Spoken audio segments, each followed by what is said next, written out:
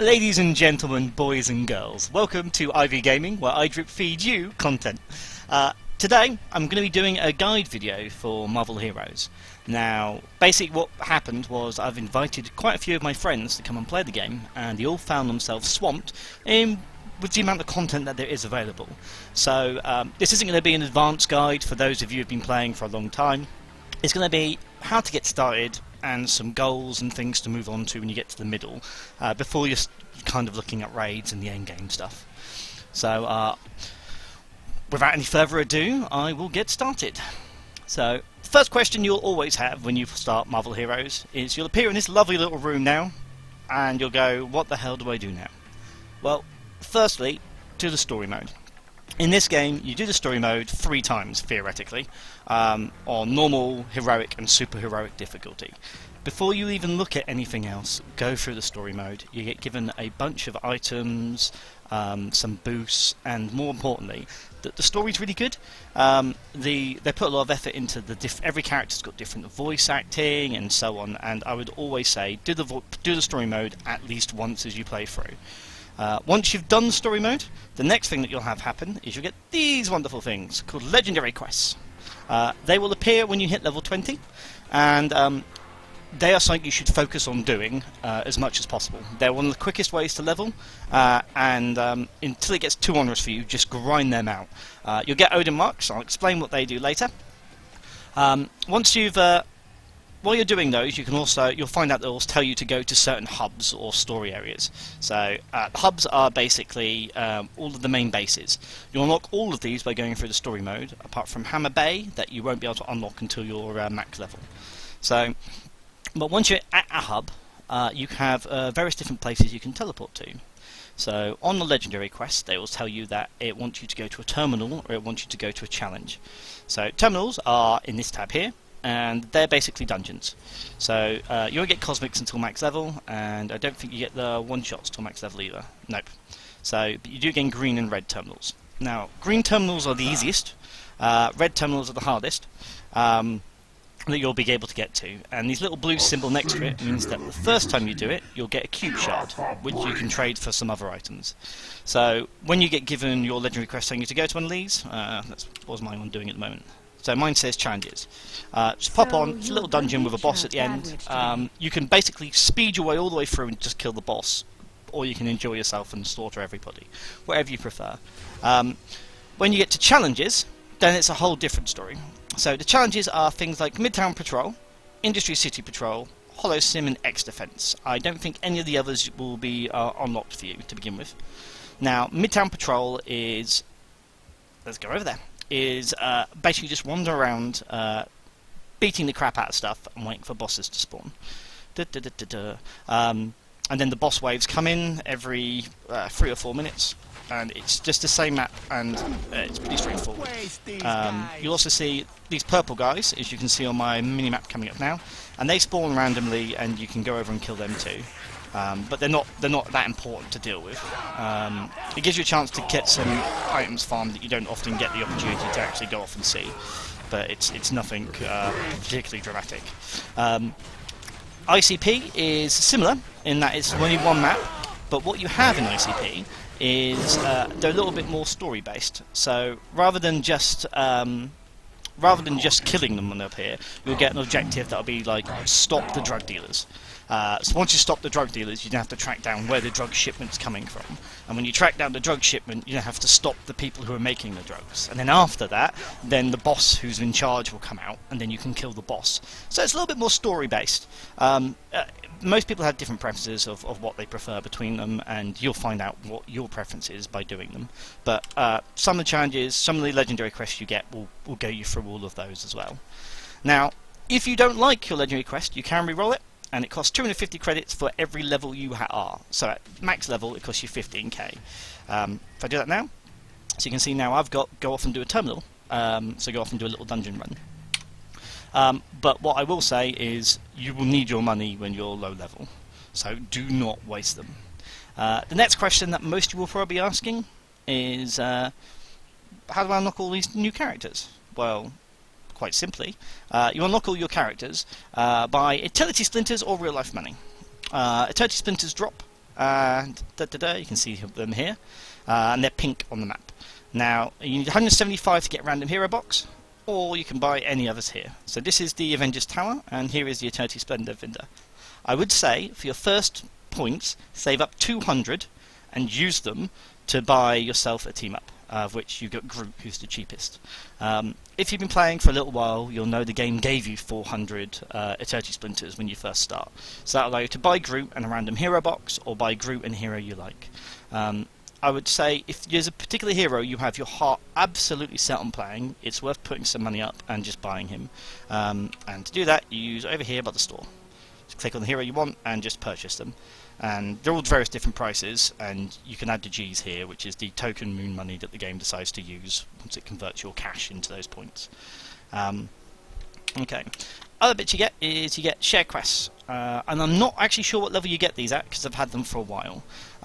If you're only playing for a limited time in Marvel Heroes, once you've gone all the way through the story, I'd say these are probably the best thing to focus on. Do all 3 of these, and then per day, and then that will be you done. If you don't have enough time, then just choose one and do that.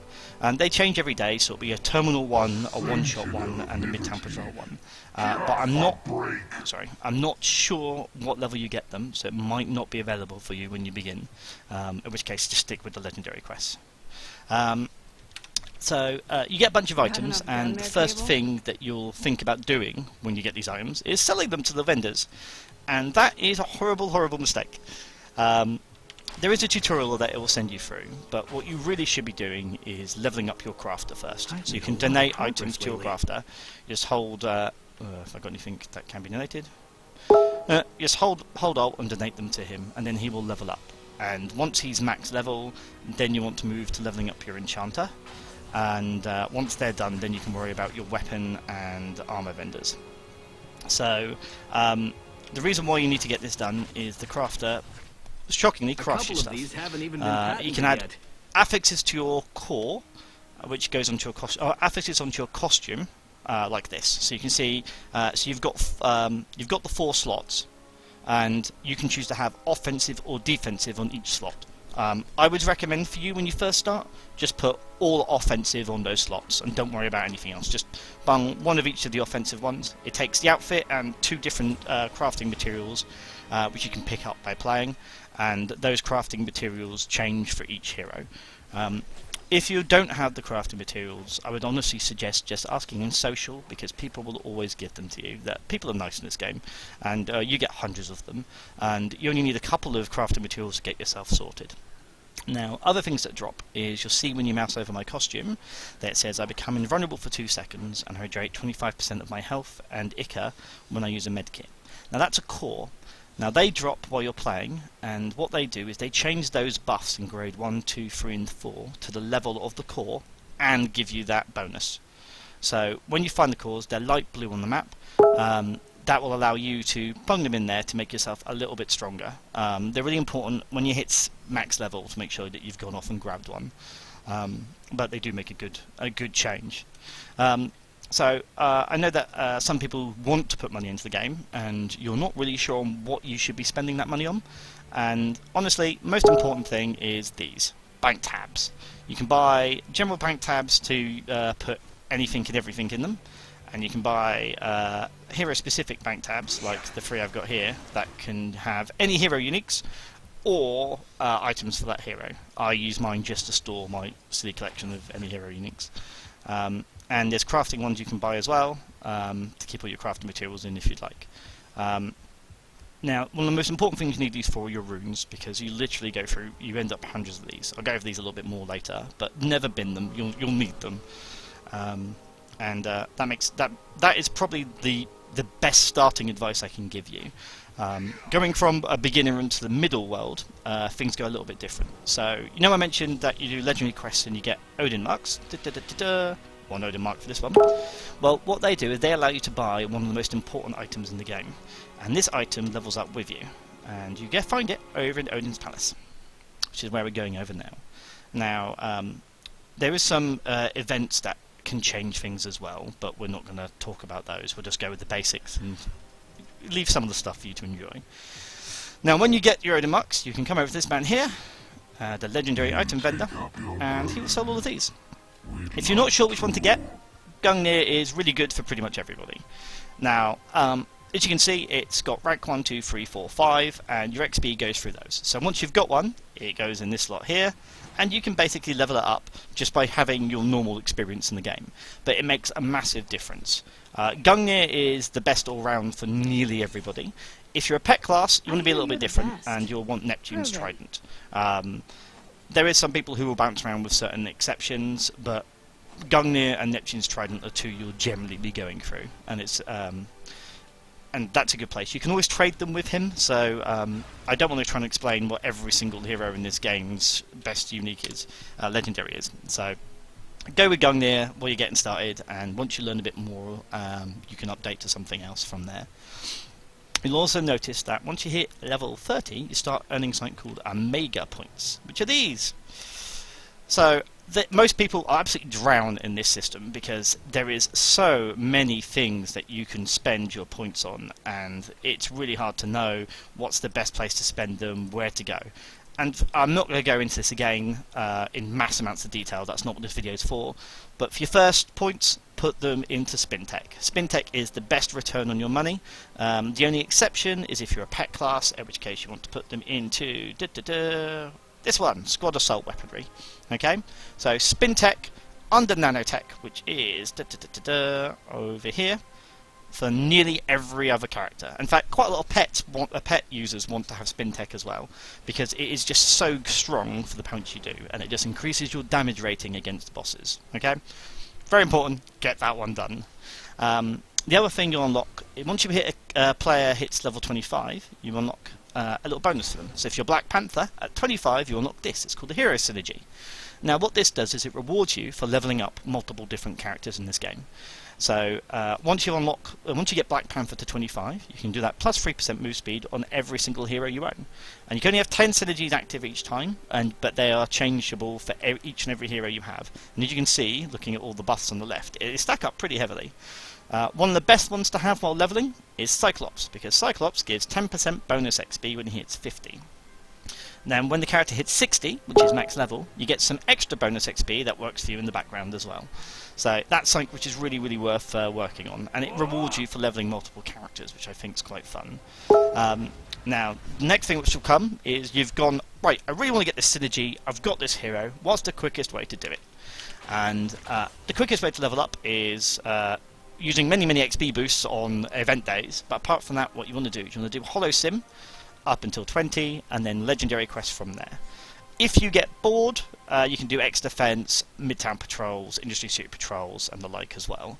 There is an alternative way to level up really fast, which is every Monday is Midtown Madness, and that basically involves you just running around Midtown and going crazy, killing everything, and you get these little boxes that you can right-click on to get some extra XP.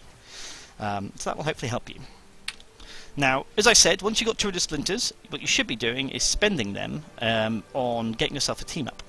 And the reason why is because they actually level up with you as well. So I will show you in the training room quite how they work. They're basically very similar to how you level up yourself with your own abilities, but they get them a little bit slower. I say Groot's the cheapest. I'm using Domino now because, well, she's hot. But if I look at my team up heroes, you basically, once you press T, and you can have where you're the same place that you change your heroes, select your hero, your team up, and they'll appear down here in the bottom left. So they have their own inventory space, so you can store stuff in here, but they gain their powers and they unlock them. So you'll see some of them will be flashing with little white bits, these three on the side. Now they work when the hero's not there. And that way, when the hero, so if you don't want to have your team up running around with you, you can put all your points into these so that they're constantly giving you buffs. And they've got 3 different styles of play. So one I've got at the moment is Companion, which means that they're out, they absorb some of your damage, they regenerate health, and they're constantly with you and fighting. Second option is Assist, which basically means they're only out for 30 seconds when you call them, but they do 200% damage and they regenerate incredibly quick. But when you kill someone, you can call them back in quicker. That's good if you're struggling to kill bosses, but you're not struggling for anything else. You can just pull them out there, and they'll do a mass burst of the boss for you, and hopefully help you get it down. Final option is if you're a loner, You don't want to have Sneak Company. You can choose to have this, and each one of the Teamups will have a different passive buff. So Domino's is crit hit rating and dodge rating, and that's a really important one to. They used to be the most important way to keep your Teamups in play, but now I find Companion to be better, especially when you're leveling. It makes the game a lot easier, and that 10% incoming damage transfer was really, really nice. I would put 1 point in each awake para once you get some spare points, just because if your team up dies, it lets you still get some benefit out of them, and you get cosmic items that can do special buffs. So my one is when the team up away effect is triggered, I gain 25 Ica. So if I don't have Domino out, I can constantly feed myself my Ica or mana or spirit or power or whatever this right hand stuff is for your class. This here is the training room. You saw me go here from Hubs, and it is one of the best places for you to go and see what you like for your character, try out all your abilities and see what they do. So you've got the standard little things, the dummies that you can do damage to, you've got all the crafters, you've got your stash tab, and then you've got over here, you've got people to see how much damage they do to you, and you've got the DPS target dummy, and a little bit further on, you've got the raid target dummy. So these give you the ability to kill them and see how quickly you kill them, and that will show you how strong your build is on single target damage, which is the key to most raid encounters in this game. So yeah, so apart from that, next thing to worry about is Endgame, and you'll gain these missions, weeklies and dailies from Geonosia, and to get them, once you hit 60, go to Xavier's school and admire the very pretty artwork. And in Xavier's school, you have a chat to Beast, and he'll send you over there. And there'll be a few people to talk to, and they will start giving you those quests. And they will also increase your reputation. And as your reputation increases, you get to buy some smarmy and smarmy items. That again, I'm not going to go into too much detail here because it's not that type of video. Speak to this guy, and felicitations. And click travel to Geonosia, and you'll end up in Hammer Bay, which is the last hub in the game, and that should let you get sorted. Once you're there, guys, you'll be able to be doing everything. You can get your gear up, and you can start moving on towards the end game. The last thing I haven't gone over is once you get your enchanter up, you can put enchants on your gear. So you can see I've got Blessings of Hela, and here I've got plus 50 physical damage rating. I will show you now what that looks like, and I think that should be pretty much you sorted for your experiences in Marvel Heroes. This is an amazing game. I've been playing it on and off and on and off and on and off, and the reason why is there's just so much content. There really is. There is just so much for you to keep doing. So as I said earlier, that you need to have your runes, and that is because you get rune words. So you'll see here it costs. There's a massive bonus, so 1000 defense rating, 100 dodge, and that takes Nuru Forged, which are the items that go in this slot, and all of these runes. So that's why you do not get rid of your runes, people. As I said, to get into raid, what you should be looking at is having one of your legendaries at rank 3. Or above, and probably 2 out of your 4 items at the very least with a blessing. For nearly every character, you just want to be doing Blessing of Hela. Again, at the end of the day, you don't need to worry about the fine details while you're still learning the game. So just bung Hela on your artifacts, and that should get you seeing from there. You can transfer the Blessing from artifact to artifact, so it feels like you've wasted it by putting it on there. Anyway. That should be everything you need to get started. I don't know how useful this video is for you, but if it has helped you, like it, subscribe to me. If you want me to do some more, let me know. If there's something you think I've missed, bung it down. Even better, if you're a veteran, throw some advice in the comments, let some people use them to help get better as well. Anyway, thank you very much for watching. This is Incurus from IV Gaming, and I hope I'll see you again soon.